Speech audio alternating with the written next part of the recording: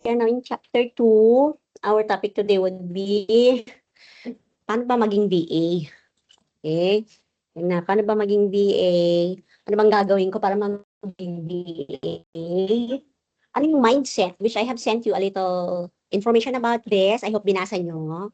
At saka syempre, finding your niche. Ano saan ba kayo? Anong klaseng VA ba ang gusto nyo? That's what we're going to discuss. Okay? Also, since nasa second meeting na tayo, I hope you guys have downloaded yung ating course induction book para at least may overview kayo ng inyong course. Okay?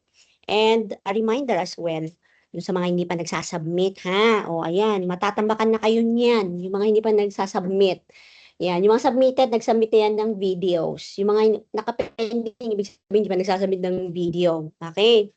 So, 20 points yung buong Slack platform activity nyo.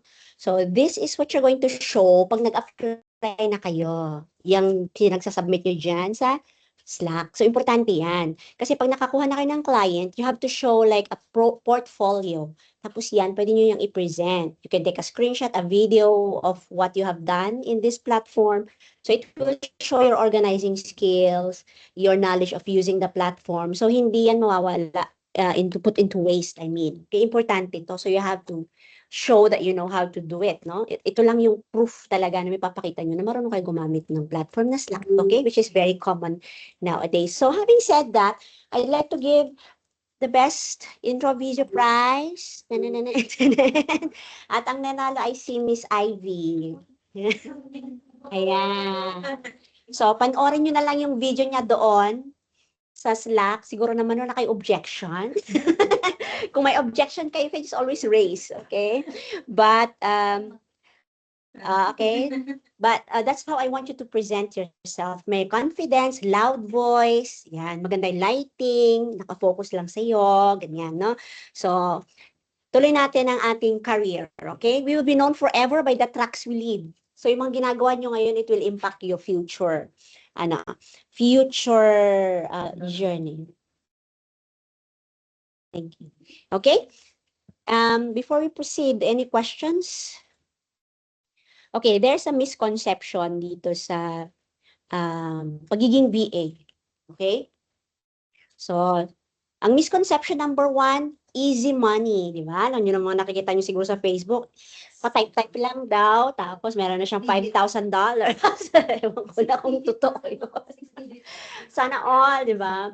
But of course, we have to remember, maraming scammers, may mga content lang para mag-click kayo or whatever, no? So we have to be very, very careful.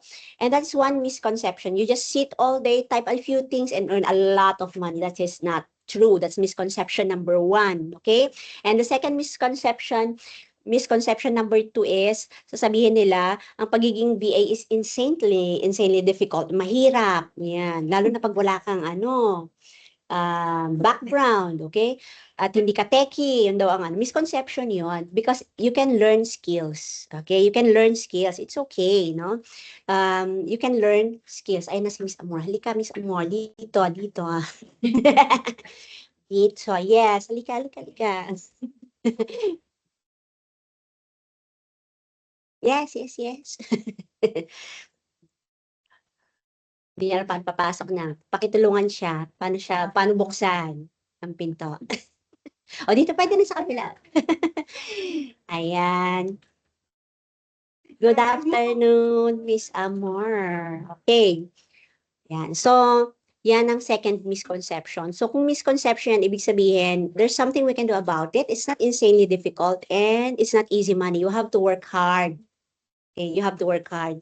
Lalo na if you have started your journey, pag nag-start na kayo, bakit wala akong makuhang work, which is going to be your dilemma for the first 2-3 months kasi nag-start pa lang kayo no? You're still trying to find your niche, ano bang i-rate ko sa self ko. So that's what you're going to be dealing with. Yan, mga first month is your beginner area, which you don't have to worry about giving your value at $8. Okay, wag naman masyadong mababa, okay? Kasi sabi ko nga, most of the platforms, may babawas pa yan sila, so okay lang yung 8 to 10. Pinakamababa na yung 5, okay? And that is for data entry and social media management. So, we will be having a separate chapter for digital marketing. So, ang importante dito is you stay motivated. Ibig sabihin, within your course of your career, kahit nahirapan na kayo, don't give up. Otherwise, baka hindi ito yung para sa inyo. Okay? So, motivated, kung may rejections, it's okay. It's part of the learning process, no? At saka it's part of the journey. Yan. Ang importante dito is hindi kayo maging perfect, but you should be reliable. Okay? Parang how reliable are you now sa work ninyo? Ganun din dapat, pero virtual lang. But you have to prove that you can do it. Okay, what type of person typically struggles as a VA? Sino dito? Or anong klase ng person yung nagsa-struggle as a VA? Is it someone who asks questions when confused? Is it someone who can work independently? Is it someone who needs constant supervision and expects quick money without effort? O yung someone who is willing to learn new skills? Sino dyan ang magsa-struggle? Si letter C, kasi kailangan ng constant supervision. Kaya nga we design this course na maging independent kayo. Kasi hindi laging sasabihin sa'yo ng client, ganito gawin mo, ganito gawin mo. They want somebody who can, they can depend on para they can do their other work. Kung tuturuan ka pa nila, eh hindi ka nila i-hire. So you have to be very independent. So nagbigay na lang ako ng mga guide and follow through. Pag nasundan ninyo, ibig sabihin you can work independent. You can develop your skills of being independent. Kung hindi na, pinaka-importante guys yung mindset. No? Mindset is very important. I hope you have read also para at least meron naman kayo. Kasi it will make a difference. No? It will make a difference yung mindset natin. Okay? Ano ba yung mga mindset ng normal na na iniisip ng isang hindi pa prepared na VA? Sabi niya, baka naman magkamali ako. Ganyan. No? But instead, you should say, I'll take a step by step, double check, tapos mag-ask ng question pag hindi alam. It's okay to ask question. Get qualified enough. Instead of saying that, you should think, I'm qualified to start kasi may alam na kayong trabaho, no? Hindi naman kayo zero. Okay? And you just have to grow through practice, feedback, okay? Ano pa? Consult, okay? I'm afraid to message the client. Huwag mag-afraid to message the client. You have to ask questions, okay? So, instead of that, you develop your clear communication kasi pag may clear communication, you avoid mistakes, di ba? Tapos you'll be concise at saka magiging solution focus kayo pag merong communication. Kasi hindi mo alam ang gagawin mo kung hindi mo tatanungin kung ano ba yung paano isosolve yung issue, okay? If I don't know it, I can't do it. That mindset should not be there. Instead, if I don't know it, I can learn it, okay? I can learn it, okay? Yan, pwede nyo siyang aralin. So, wag dapat matakot, no? O sabihin nyo, I need to be perfect. No, you don't have to be perfect. You just have to be reliable, dependable, accurate, yan. Okay? At marunong kayo mag-fix ng issue. Pag nagbibigay ako ng feedback sa inyo, it doesn't mean that you are entirely wrong or you are incompetent. I'm giving feedback for constructive criticism, no? Kasi kung hindi ko kayo bibigyan ng feedback, baka akala nyo is okay yung ginagawa nyo and you'll be doing the same thing over and over, yeah? So, feedback is a shortcut to improvement. So, if I'm giving you feedback, that means it's all for your leveling up. So, you can compare yourself nung first time kayong pumasok sa classroom, tapos after few weeks, ano na ba yung change? Kasi pag hindi ako nagbigay ng feedback, baka wala kayong change. Okay? Yeah, then, sabi nyo, oh, I'm just a VA. No, you should say, I'm a key support partner. O, ang gagawin niyo is to protect the time and reduce the stress of your client, kaya kayo nandyan. Okay? Some clients, they don't even have experience of hiring VA yet. So, you have to give the best of yourself. And I'll wait until I'm told what to do. Napag-aralan natin to last week. Huwag nating antayin si client magsabi sa atin ng anong gagawin. We have to be proactive. Sabihin natin agad, I want to do this. Is it okay? Should I go ahead? Ganon. Mag-ask lang kayo ng approval. No need to wait for, anong gagawin ko, boss? You should say, I will do this. Should I go on? Can you approve it? Ganun na. Ganun dapat ang mindset. Okay? So, anticipate nyo na yung needs ng client, then ask approval before you do it. Okay? So, you set up now your VA foundation. Importante na to on your early stage. yung check nyo yung basic requirements. Ano ba yung mga basic requirements? Set up nyo na yung basic workspace nyo. If you're planning to go to the Philippines and start doing that, sabi ko nga sa'yo, paplanuhin nyo na kung saan ka pupwesto, or maybe a separate room that you can have your own privacy, walang maingay, wala, etc. And create your professional email. So, also do a reality check. So, isa-isahin natin. Yung una, yung basic requirements, una, syempre, internet. Diba? Oh, so ang gagawin ninyo, pupunta kayo sa speedtest.net. Speedtest.net. Pwede nyo nang gawin ngayon sa laptop niyo yan. Speedtest.net. Tapos, i-click nyo lang yung go. Try nyo ngayon. Kung whatever internet you're using right now, dapat meron kayong at least 10 Mbps sa download. So, meron kasing upload tsaka download yan. Dapat meron kayong 10 Mbps. So, now, what I'm trying to say here is, mag-invest sa magandang internet connection. Okay. O, anong download speed nyo dyan? Click nyo lang yung go and you will see.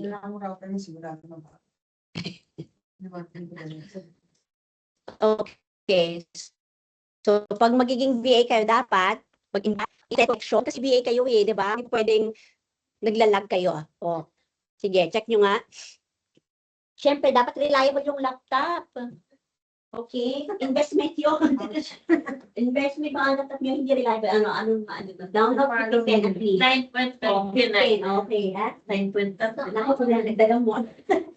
Okay, wala pa. Speedtest.net. Check nyo yan. Okay? So, may mga client tatanungin din kayo, ano yung speed ng internet mo? Okay? So, you have to invest on your internet connection, speedtest.net, at saka yung laptop nyo. May sinasabi na, palitan na. Kasi hindi kayo makakapag-BA kung ang laptop nyo ay papaldo-paldo. Okay? So, yan yung basic requirement. Speedtest.net. Check na ba yung number 1? Okay na? Yung number 1? Okay na ba, guys? Okay na? Yes, okay. Yung reliable laptop, kayo na lang makakasagot niyan. Ha?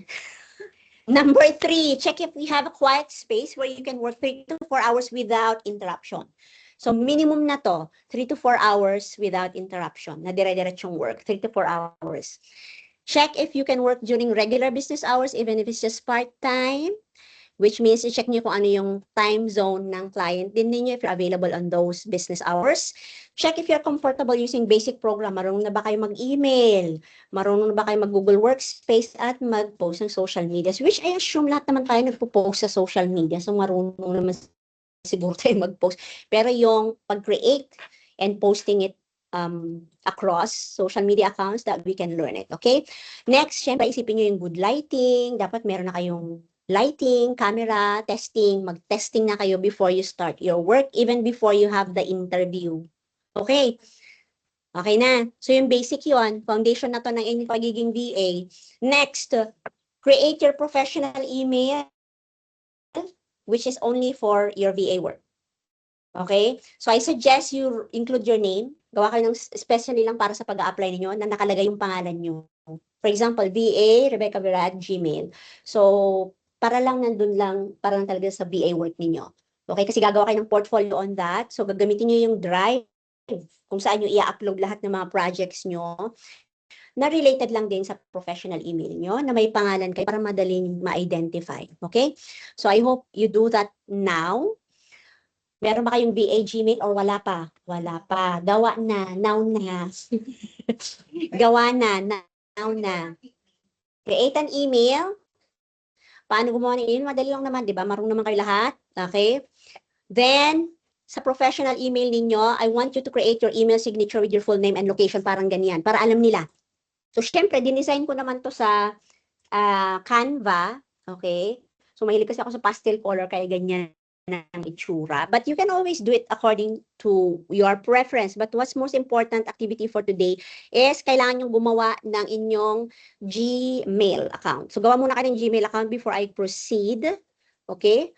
Gawa muna kayo ng Gmail account and I want you to create an email sending it to me para ma-check ko yung VA Gmail email address ninyo. Ha? So, for example, dear client, tapos maglagay ka ng konting message doon, then send it to me. So, lalabas dapat tong signature block dito. Ha? So, how to create this signature block? So, I will guide you throughout, but I'll show you. First, pag nagawa nyo na yung email nyo, all you need to do is to go to your settings button, yung parang flower dun sa dulo. Yeah? So, click on see all settings, tapos punta kayo sa general tab, you have to go down all throughout sa baba. Hanapin nyo yung signature. Ayan, signature. Okay? Then, you create a new signature here. Lagyan nyo rin ng pangalan para alam nyo kung para yan sa BA work ninyo or para yan sa ano pa. Pwede kayong gumawa ng multiple signatures para may pagpipilian kayo. Then, click done. Afterwards, dito, picture yung nilagay ko dyan, which is a screenshot of the one I designed in Canva. But if you want to create a new one, just click on create new. Lagyan nyo rin ng pangalan and then click on create. Okay? So, yan yung blank pagbago. Okay? Yan yung una is yung meron akong nagawa. Yung una. Yung bago is yung new signature. So, ito, gagawa ko ng panibago dito, which I can also do it. Type nyo lang, depende sa kung anong style na gusto nyo. Sincerely, or syempre may ganun dapat, di ba? O. Tapos yung name ninyo, then your location, at saka yung contact details ninyo. Okay? Right. Madali lang naman siya. Basta punta lang kayo sa settings. Then your Gmail as well. You put your information. You can format the font styles here. Papalitan nyo yung kulay. Papalitan nyo whatever you like. Okay? Oh, then yung address ninyo. So, gawa muna. Yun yung activity muna natin before we proceed. Gawa muna kayo ng VA Gmail ninyo and send an email to me with your signature block. Okay? Klaro ba ang ating instruction, ladies? Yeah, gawa ng VA Gmail. Gawa muna kayo ng VA na Gmail ninyo and send an email to me at tignan ko if marunong na kayong mag-email ng professional email. Kung hindi kayo marunong mag-professional email, you can ask ChatGPT. Create a professional Gmail, email for me to send to client in my application. I will be sending you as well a sample. Okay? A sample of, ewan ko, na-send ko ba sa inyo or hindi pa. Sige, send ko lang sa inyo.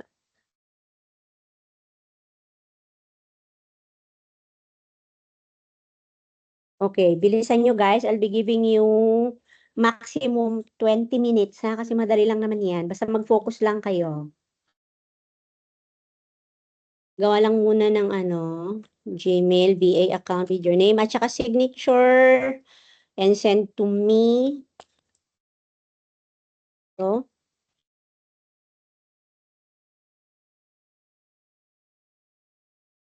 create a Gmail for BA.